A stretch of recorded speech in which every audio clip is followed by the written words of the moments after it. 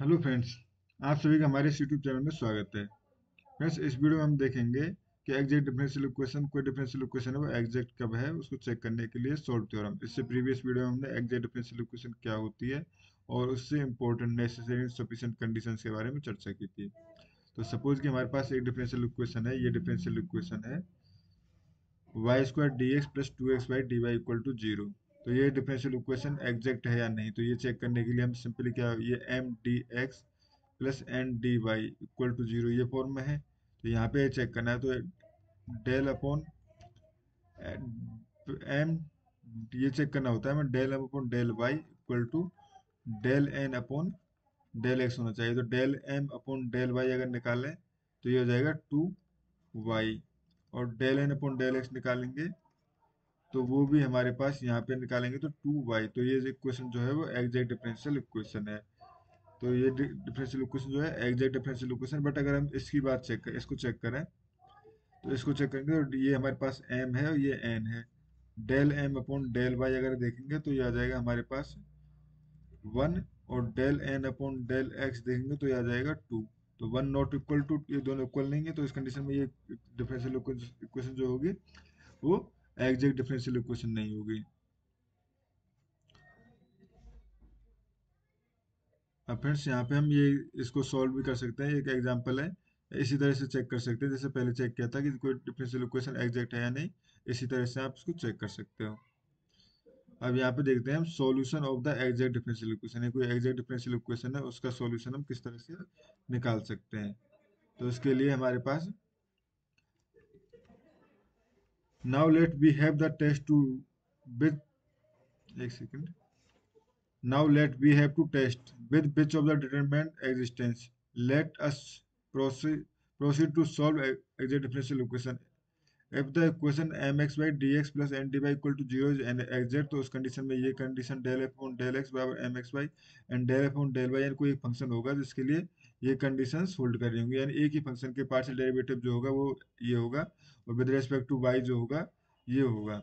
यानी तो उस कंडीशन में हम इसको लिख सकते हैं del F on del x Y d del x dot d x plus del F on del x ये इक्वल टू जीरो, यार, या इसको लिख सकते हैं हम d f upon d Y equal to zero. तो इस तरह से हम जब इसका इंटीग्रेशन करेंगे तो F x Y equal to C जो है वो इसका सॉल्यूशन होगा।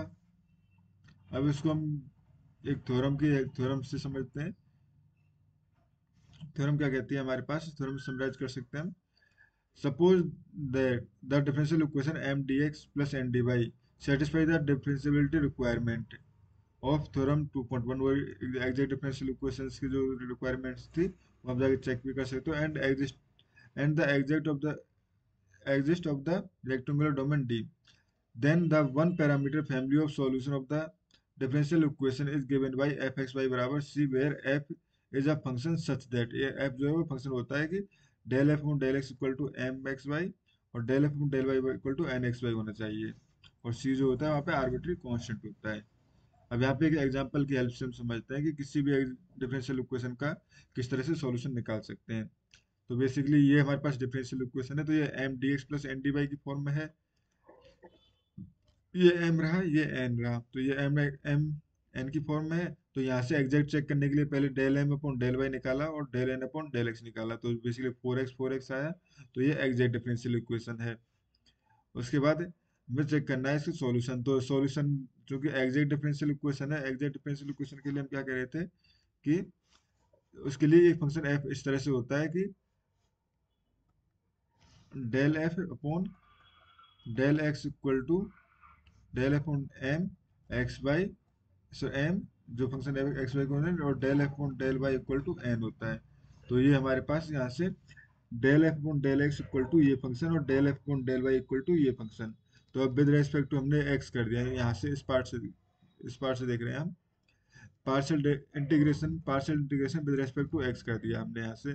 तो एफ एक्स वाई बराबर partial integration minus sorry three x square plus four x Y, यहाँ पे ये आएगा three x square plus four x Y, और partially integration with respect to X plus five कुछ वाई का फंक्शन।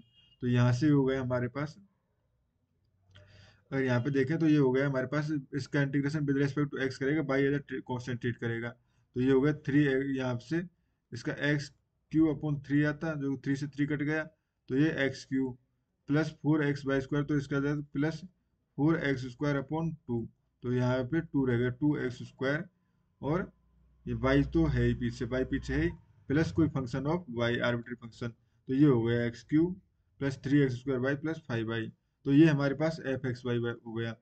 बट एफ, ये अगर हम देखें तो ये जो है हमारे पास एफ एक्स वाई इस कंडीशन को भी सेटिस्फाई करेगा, del F upon del Y बराबर ये होना चाहिए। तो del F upon del y निकाला हमने, तो del F upon del basically with respect to derivative क्या, तो ये हो गया हमारे पास यहाँ पे इस टर्म का, तो हमारे पास जीरो हो जाएगा विद रेस्पेक्ट टू करेंगे, और इसका जो होगा वो हमारे पास टू एक्स स्क्वायर हो जाएगा बाई, क्योंकि two x square as a constant, और डेल अपॉन डेल बाई ये हो जाएगा, और फाइव वाई चूंकि फाइव जो है as a only five y का फंक्शन है, तो ये d five y equal to d y हो जाएगा।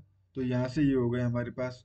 अब अगर हम देखें तो इसमें इस इक्वेशन में और इस इक्वेशन में हमारे पास del F upon del Y बराबर जो है ये टर्म जो है बेसिकली किसके इक्वल होनी चाहिए, two x square plus two y, तो यहाँ से अगर हम देखें तो ये ये टर्म जो है two x square plus two y के इक्वल होनी चाहिए, बट यहाँ पे टू एक्स स्क्वायर से टू एक्स स्क्वायर कट जाएगा क्योंकि ये इक्वल है। अब क्या बचा, del five y upon del y, तो अब हम फाइव वाई यहाँ से निकाल सकते हैं क्योंकि बदले ये बचा d five y upon d Y equal to two y, तो यहाँ से हमने इंटीग्रेशन कर दिया दोनों साइड, तो इंटीग्रेशन करने पे फाइव वाई बराबर आ जाएगा हमारे पास वाई स्क्वायर प्लस सी, वाई स्क्वायर प्लस सी, तो यहाँ से हमारे पास फाइव वाई भी आ गया, यानी कि एफ एक्स वाई बराबर क्या आ गया बेसिकली, एफ एक्स वाई बराबर यहाँ पे फाइव वाई की वैल्यू पुट कर देंगे तो X cube plus two x square Y plus Y square plus C, ये आ गया हमारे पास एफ एक्स वाई वाई, जो कि इसका सॉल्यूशन है। तो ये जो हमारे पास फाइनल सॉल्यूशन आ गया है, तो इस तरह से हम कोई भी डिफरेंशियल इक्वेशन हो उसको हम सॉल्व कर सकते हैं।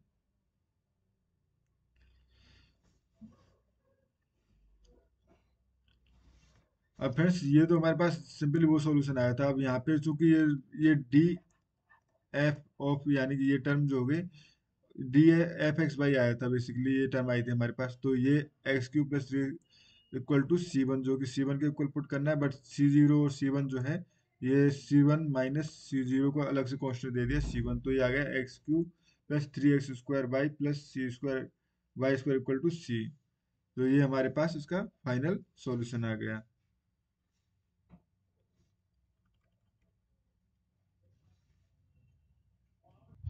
अब फिर सेकंड मेथड जो होता है वो होता है हमारे पास मेथड ऑफ ग्रुपिंग, ग्रुपिंग का मेथड, उससे उससे हम किस तरह सॉल्व करते हैं ये देखते हैं। मेथड ऑफ ग्रुपिंग में बेसिकली हम ग्रुप बनाने की कोशिश करते हैं जिससे कि ग्रुप बन जाए और एग्जैक्ट डिफरेंशियल इक्वेशन सॉल्व हो जाए, यानी ये इक्वेशन इक्वेशन थी हमारे पास। तो यहाँ पे अगर देखें three x square D x plus four x Y D y plus two x square D y plus two y D y, अगर ये पार्ट, सॉरी ये पार्ट और ये पार्ट देखें तो, सॉरी ये पार्ट और ये पार्ट अगर हम देखें तो ये एक्स के करस्पॉन्डिंग है, ये एक्स के करस्पॉन्डिंग है, तो इसका तो हम डायरेक्टली इंटीग्रेशन कर सकते हैं।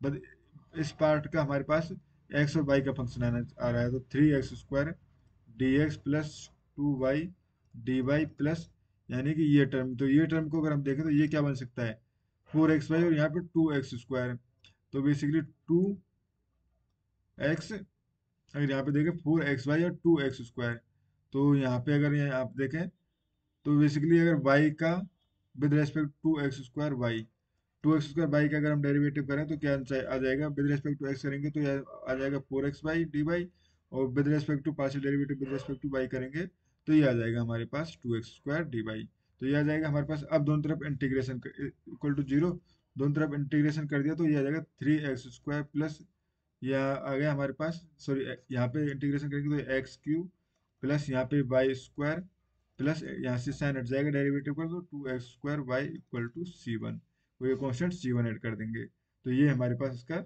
यहाँ से भी सॉल्यूशन आ गया। तो इस तरह से ग्रुपिंग मेथड से भी हम क्वेश्चंस को सॉल्व कर सकते हैं। नेक्स्ट वीडियो में फ्रेंड्स हम आगे की जो टर्मिनोलॉजी है, आगे के क्वेश्चन है वो हम सॉल्व करेंगे।